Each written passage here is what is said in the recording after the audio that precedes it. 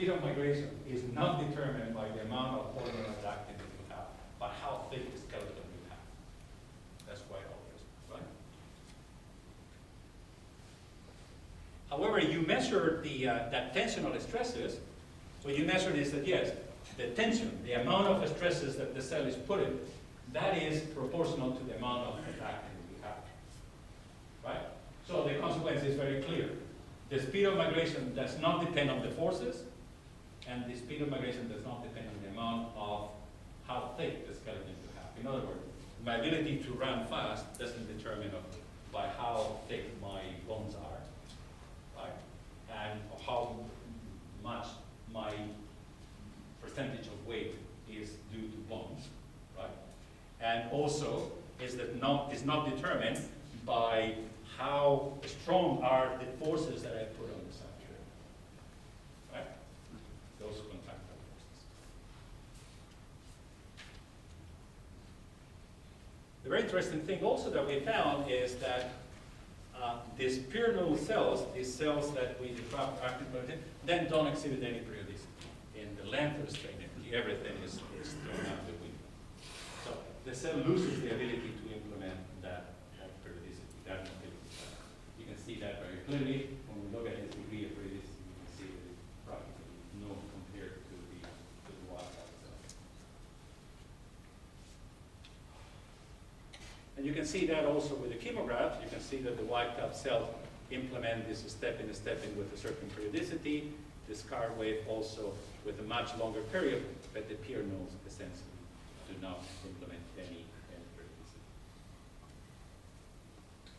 All right, so the take-home message from this second part is that, again, the scar wave regulation is essential for the preservation of the that motility cycle, and the migration speed does not correlate with the strength of the traction stresses, which is determined by the amount of polymerase actin present, and the ability to implement this motility cycle determines the efficiency of the migration. So now, in the last 5 to 10 minutes that I have left, I'm going to describe what we're doing now to expand everything to 3 dimensions. Everything that I showed you was 2. Okay? Why is this important is, as Professor Ning Wang knows very well, because he's working in this field and he has done a lot of work on it, the invasive nature of cancer cells is determinant to the spread of cancer. What cancer cells do is detach from the tumor, invade through the base membrane through this pseudo phosodome or invadopodia, and then migrate along the fibers, invade through the walls of the arteries and veins, and then be transported into. So what we have developed is a technique, and this is a technique that has been mainly developed by one of my colleagues, Professor Juan Carlos del Álamo. We have sent for publication in PLOS One, so we hope that will be published very soon, in which what we do is extend this traction cytometry by now measuring the volume, in a volume underneath the cell, the deformation. So now we measure everywhere underneath the cell using confocal microscopy, the deformation vectors everywhere, the 3-dimensional deformation vectors everywhere. And again, by solving the elastostatic equation now, then with all that information now, with the 3-dimensional space, we can compute all the 3-dimensional forces that the cell is putting. This is the result of migrating cell, where here I'm plotting only the vertical forces, and you can see in red is when the cell is pulling upward, in blue when the cell is pulling downward. This is a representative result where in the top I'm showing the tangential stresses, and in the bottom the normal stresses of the cell that is moving in this direction. And what you can see is that what the cell is doing is grabbing sort of around the whole perimeter, pulling upwards, and then pushing downwards in the center. The magnitude of these vertical forces can be as large as the axial or horizontal forces.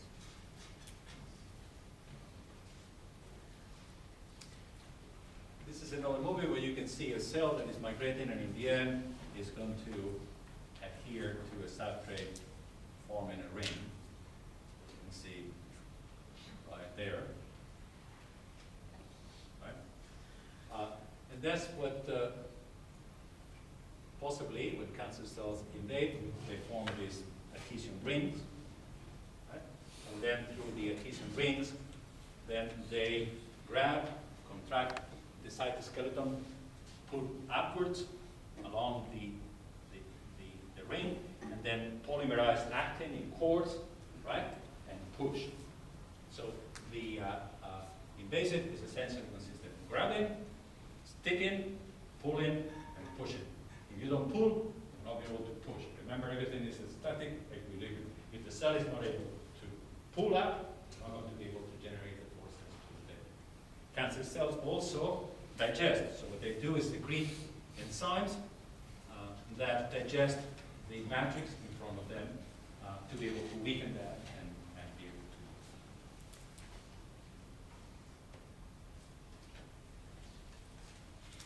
But now we can use all these techniques to look at candidate molecules that are essential to do these things: to stick, to grab, pull, and push. Okay. So candidates are obviously the integrins. This is the proteins involved in the generation of this ring, this adhesive ring. And obviously, this is the dendritic polymerization of actin because it's the mechanism in the generation of this cord of actin that will push that. So, to finish the talk, and I think I'm right on time, I hope that I have shown you that we have developed this methodology that allowed us to study in detail the biomechanics of cell motility and cell invasion. Hopefully, this will lead to the design of new strategies aimed at selectively controlling disruption. We think that this would provide the basis for developing perhaps pharmacological or gene therapies to treat some diseases. And the final message is that this direct migration of cells involves a very robust system that each step or the stages is mediated by coordinating and orchestrating a repertoire of molecules, and interruption or aggravation of any given single molecule involved may not be enough, and other molecules might replace and compensate. That's what makes this system so difficult. You saw that I there knocked down one of the key contractile proteins, this myosin Q, and it's still the cell can contract. There's still other processes very more efficiently that take over. All right, thank you very much.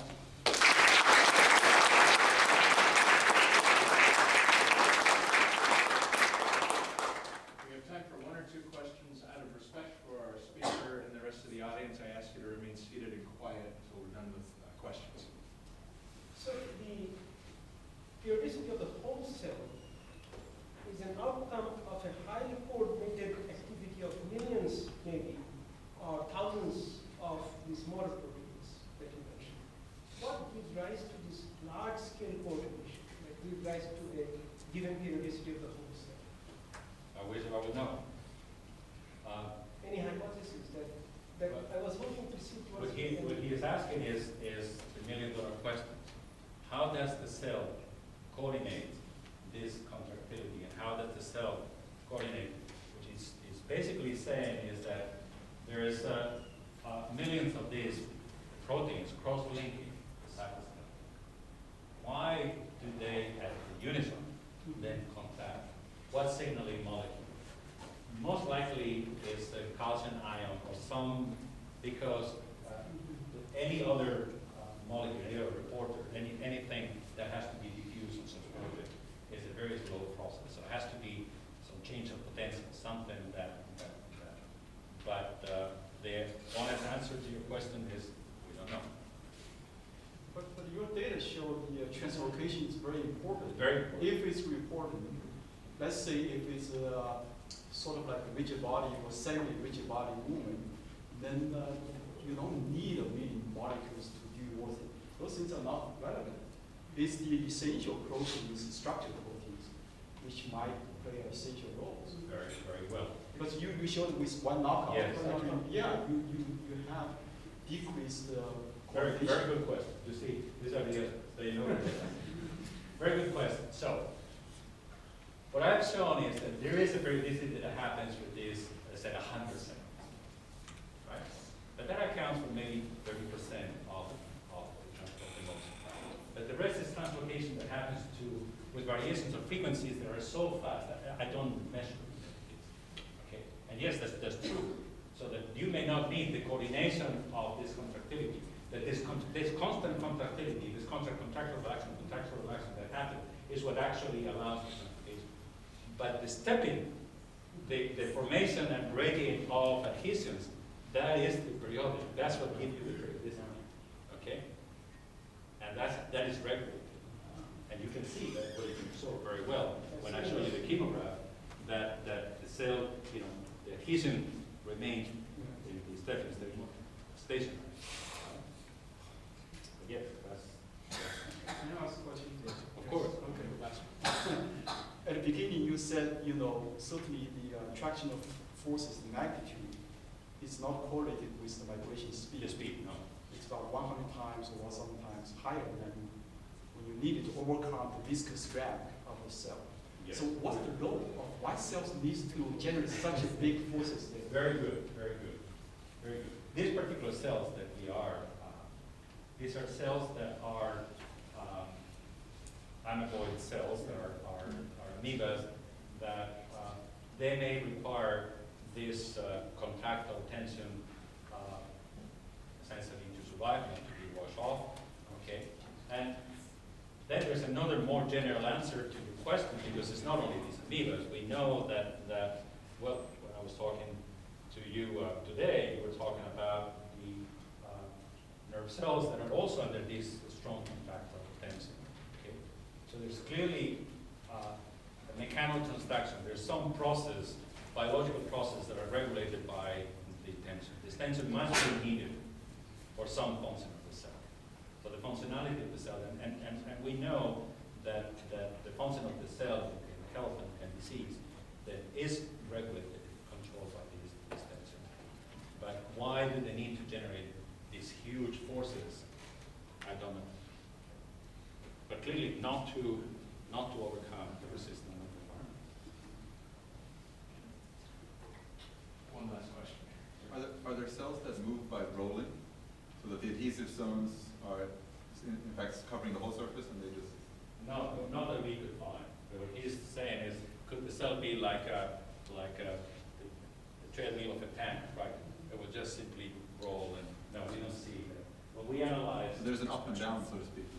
yes, but when yes, there's an up and down. So the cell produces the silicon and then attaches, and that's the session. You can see that in the 3D images. Sure. The cell always lifts the head.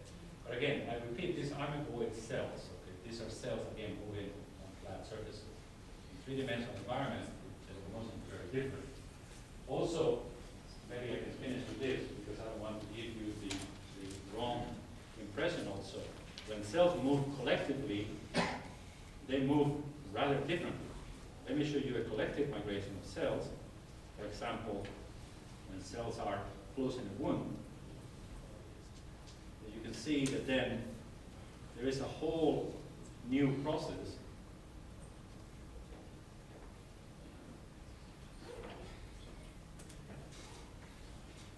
All right, so this is a wound that has been created, and this is how the cells migrate to close the wound. There, the cells are tagging on each other. The cell-cell adhesion is very important. You see also that some cells take the lead and start dragging the ones behind, and so on. So when cells migrate collectively, there is interaction with the cells. The problem